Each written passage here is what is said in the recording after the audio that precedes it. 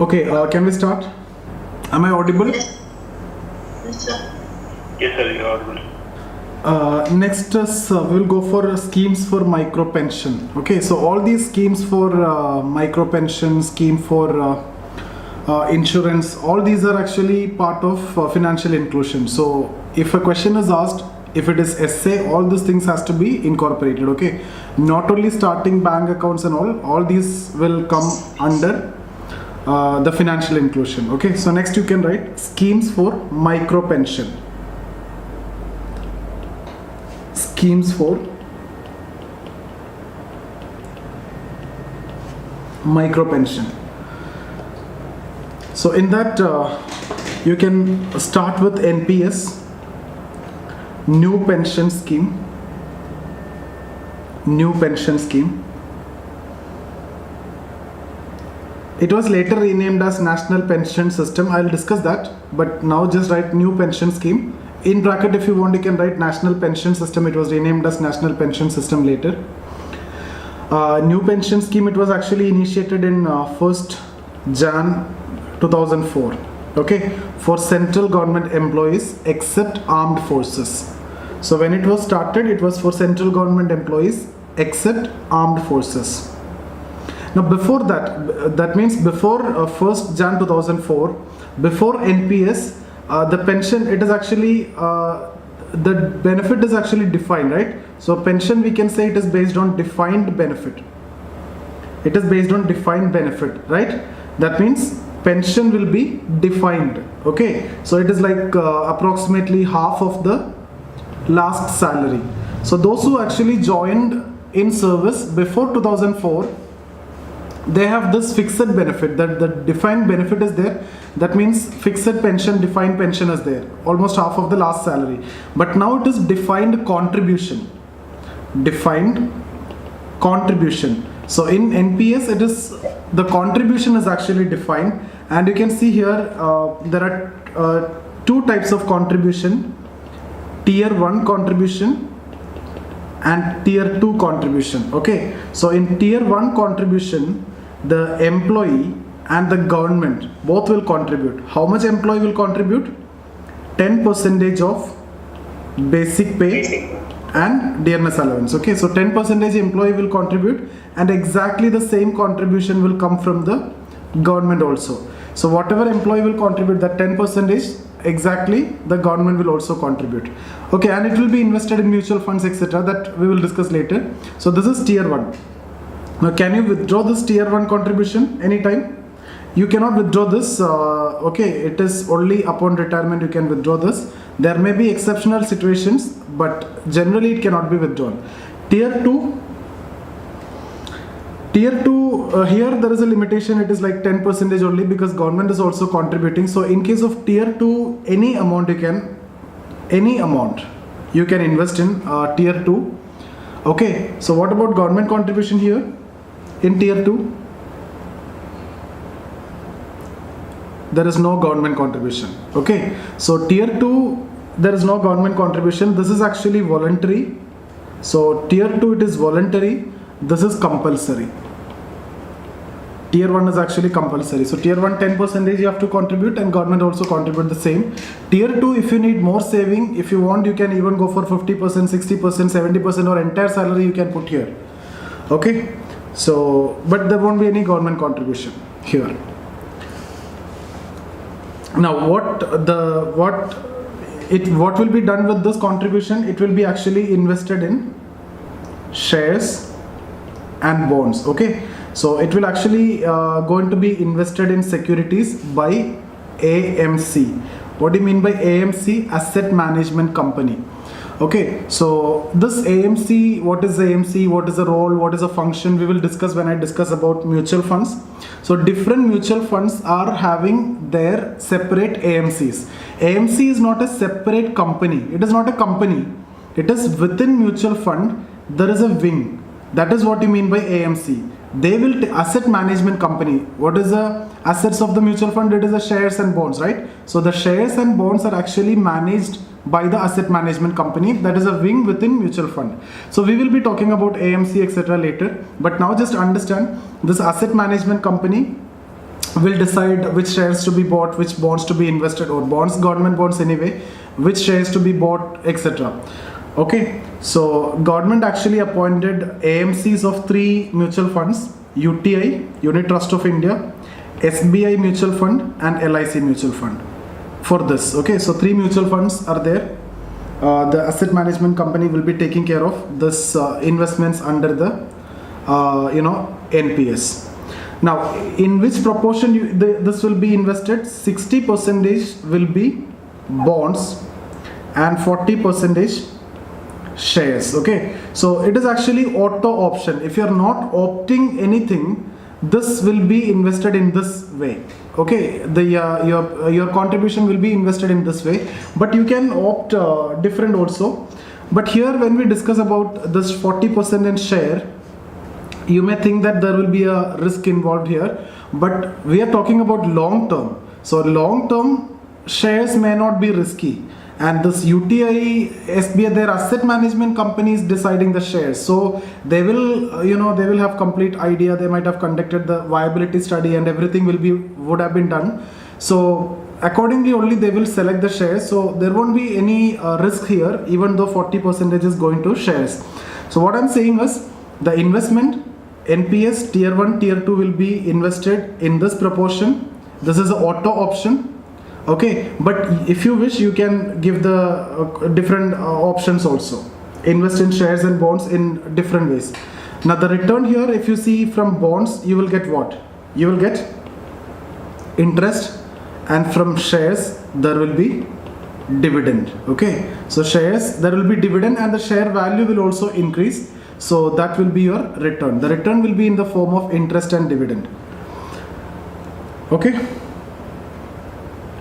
Now, when you talk about the employee, the investment that the employee is doing, it depends on what all. So investment, if you see here, investment depends on 3 aspects, right? One is income, and then the contribution in tier 2. Contribution in tier 2, and also duration of job. So these are the 3 things has to be taken into consideration to calculate the investment. Now, one more thing, this is applicable for those people who joined only after 2004. Okay, see, you might have joined in 2003 and still you may be working in 2004, 2005, 2007, 2020 also you may be working, but this is not applicable for those people who joined before. Why?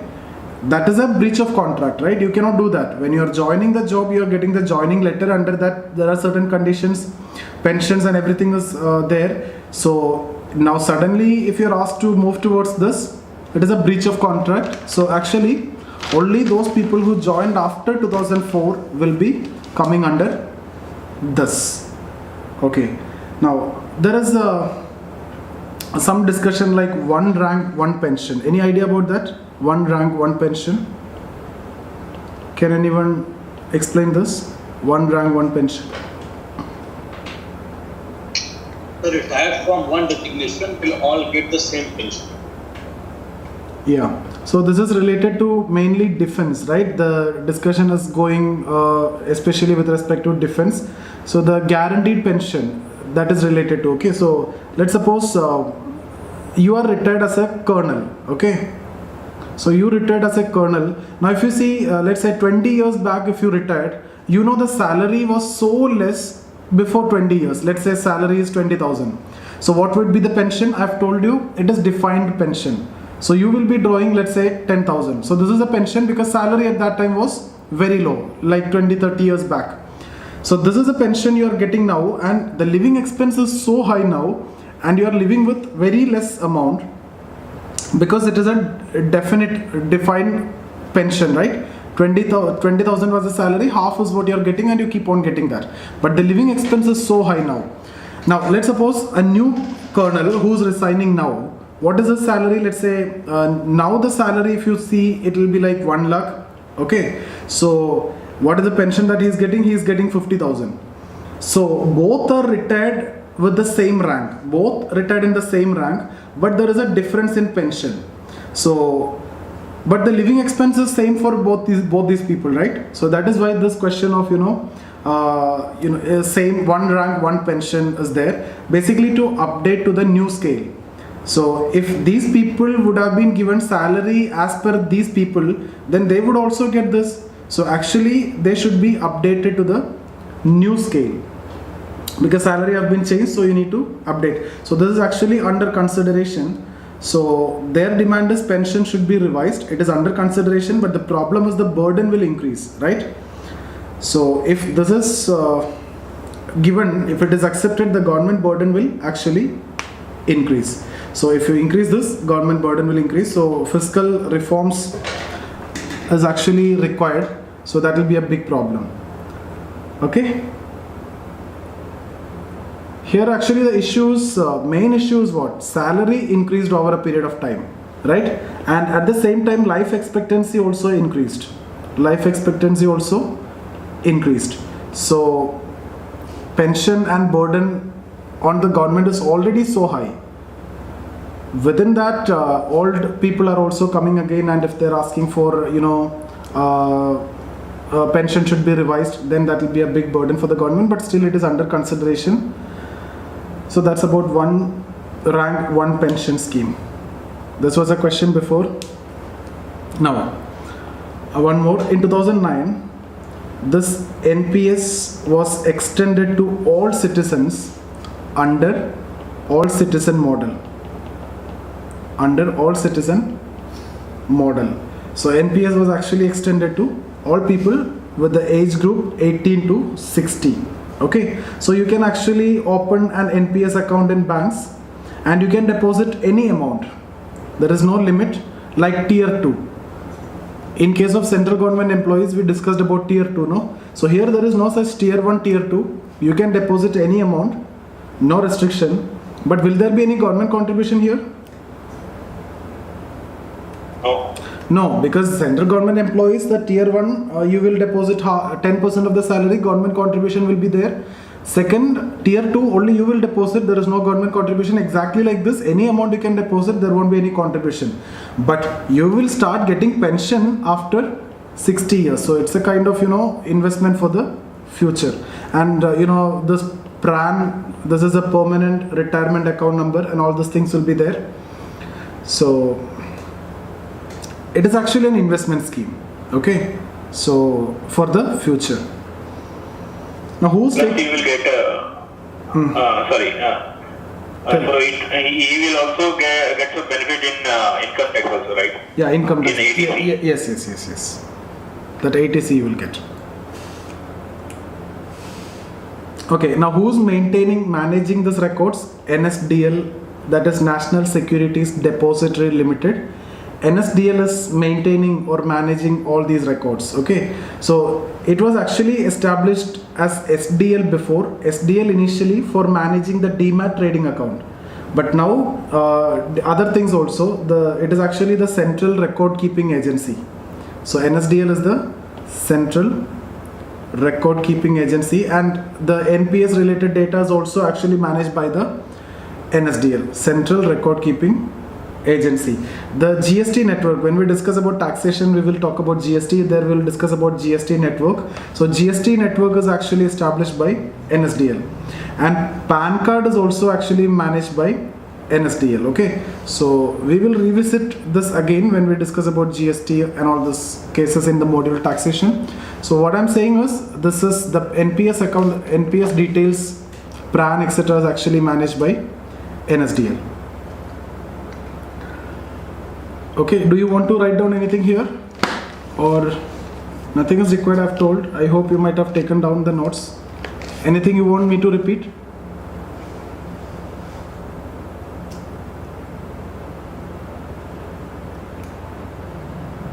Okay, so can we continue? Next is Suav Luman Scheme. It was launched in 2010. Okay, so it is basically for unorganized sector.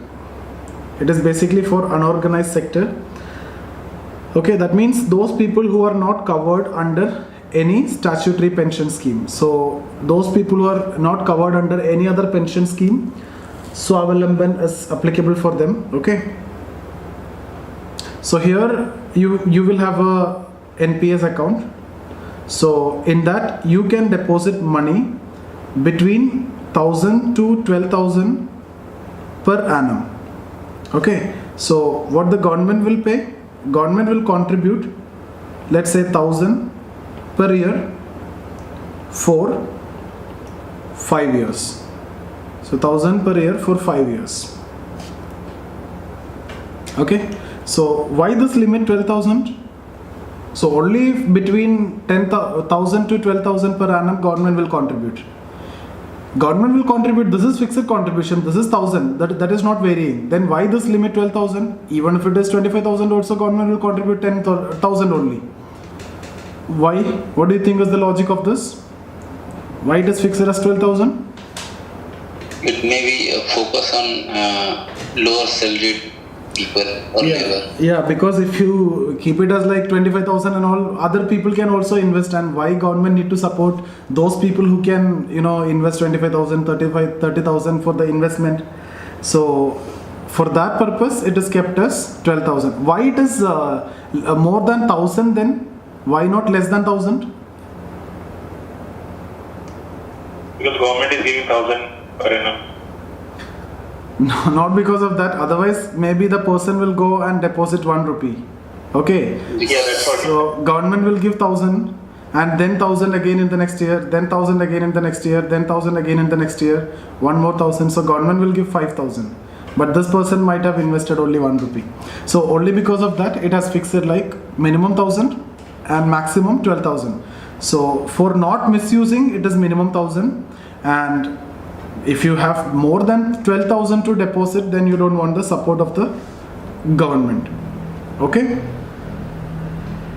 Any doubts?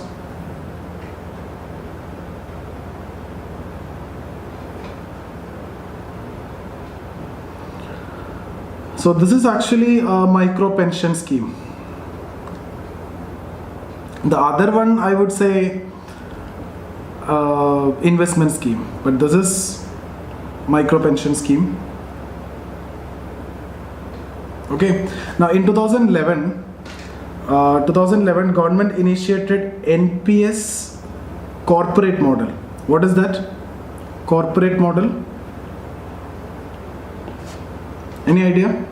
In 2011, what is NPS corporate model? Extended to private sector also. Yeah, what exactly we discussed in case of central government employees. If the private sector, if any company want to give pension to their employee, the private company can also start this. Okay, so there will be like similarly tier 1, tier 2 will be there. So the company can contribute like the way government contribute.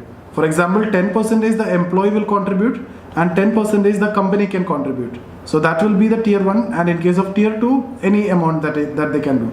So just like government employee, here instead of government, the company, the employer. So if government is the employer in case of central government employees, so here the company is the employer. So what government is doing, exactly the same the company will do. So post 60 they will get the pension. Okay. So if the companies want to give pension, they can also start. So that is what NPS corporate model. Okay. So after this, it was renamed to National Pension System. Now, is there any fixed pension here? Like what we have discussed in the beginning before. See, those who joined before 2004, what is defined? Their pension is defined. Here, what is defined? Here, the contribution is defined. What is that? 10% of the basic pay and DA, dearness allowance. So contribution is defined here. Pension is not defined. Why pension is not defined? Can you tell me why pension is not defined? Because it depends on market. Yeah, because this what you invest is actually the corpus, right? The 10% that you are investing, that is what you call as the corpus, right? 10% from your side, the employee, and 10% from the government, or I would say employee. So employer. Okay, employer and employee. So this will be the corpus, and if there is a tier 2, that will also be part of it, and this will be invested in, I've told you, government securities or bonds and shares. Okay, bonds, shares. And this return is based on what? Interest and the dividend. So dividend means what? Dividend is actually connected to the company's profit. In which company you have invested, it is a company's profit, right? So dividend we have discussed before, that let's say the profit of the company is 10 lakh, out of which you will pay corporate income tax. Let's say 30% is paid. That means 3 lakh is paid out as tax. Balance is 7 lakh. Out of the 7 lakh, you can distribute it to the shareholder. Okay, so let's suppose 1 lakh. 1 lakh shareholders are there. So what is the dividend? Per share rupees 7 is the dividend. Now there is a different scenario. Let's say 2 lakh is keeping as undistributed profit. That means you are not taking out, you are investing it back in the company. So you call this as undistributed profit. Okay, so how much you will distribute now? 3 lakh is paid as tax, 2 lakh is reinvested, that is what we call as undistributed profit, and this 5 lakh will be distributed among 1 lakh shareholders. So per share how much will be the dividend? 5 rupee will be the dividend. Okay, so this is what you mean by dividend. So dividend is the return here. So can we say this will vary because based on the profit of the company? Yes, it will vary based on the profit of the company. That is the reason why there is no fixed pension here. Are we okay?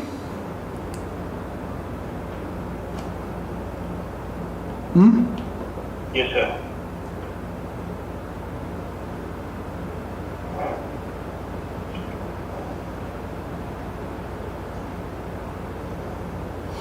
Okay, now in 2015, which one? Atal Pension Yojana. Atal Pension Yojana. So APY. So the age group is here 18 to 40 years. 18 to 40 years. So 5 different possibilities are there. 5 different accounts are there. So this is actually a fixed pension. This is a fixed pension scheme like 1,000, 2,000, 3,000, 4,000, 5,000. Okay, so I will show you in a table like so let's suppose age of joining. Okay, so based on that it will vary. Let's say 18 years to 40 years, right? 18 to 40. 18 to 40. Okay, so their contribution will be different. 18 to 40 the contribution will be different. So for 1k and for 2k, for 3,000, 4,000, 5,000 the contribution will be different, right? So I don't want to tell each age, but I will give you for a rough idea for 1 or 2 cases. For 18 and 40 we will discuss. So for 1,000 you need to invest 42. Okay, so in case 40 years you need to invest 291 rupee. Okay, so you can see here 291. Why? Because this is 18 year, you are joining so early, so investment is less, so that you will start getting pension after 60 years.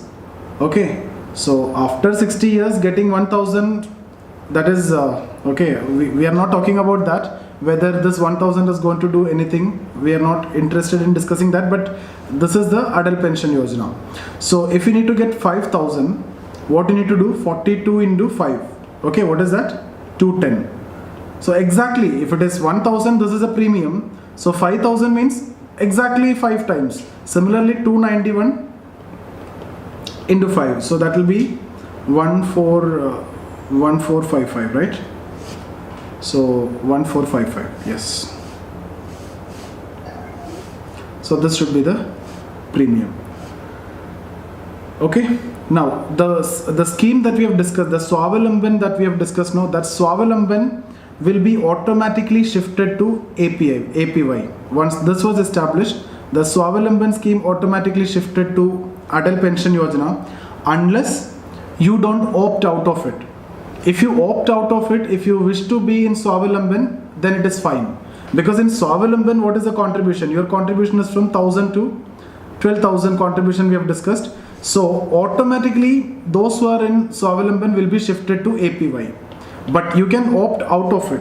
That means, can I say both are parallelly going on? Both are there. It is not replaced Swavalamban. Yes, both are there. You might see that Swavalamban is shifted to APY, but it is not the case that Swavalamban is replaced with APY. Swavalamban is going on. APY, Atal Pension Yojana is also there, but Swavalamban automatically shifted to APY. But if you want to, you can opt out of it and you can remain in this itself. Okay.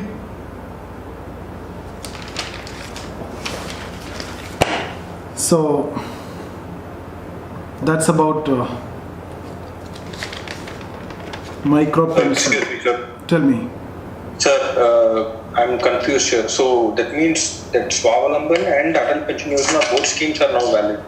Yeah, both are there. Actually, when Atal Pension Yojana came, those people who were opted for Swavalamban, they were shifted to Atal Pension Yojana. They were given an opportunity that if you wish to, you can opt out of Atal Pension Yojana and you can remain in Swavalamban. Okay, so if they wanted to, they can remain back in Swavalamban scheme. Yeah, if they want to, they can remain in Swavalamban. Automatically, they will be shifted to APY. But still, if you want to remain in Swavalamban, you can remain in Swavalamban. Okay, sir. Thank you. Yeah. Okay, now next is, so fifth one, schemes for micro insurance. So we discussed about micro credit, we discussed about micro pension, now micro insurance. So scheme for micro insurance.